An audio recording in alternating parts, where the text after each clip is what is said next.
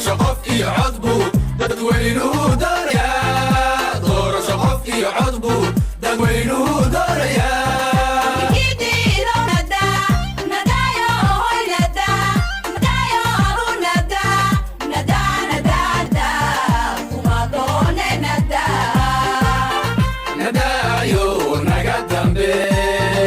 dalkeenu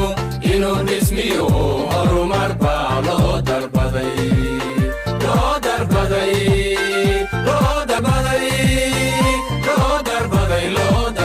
horumar baa loo darbaday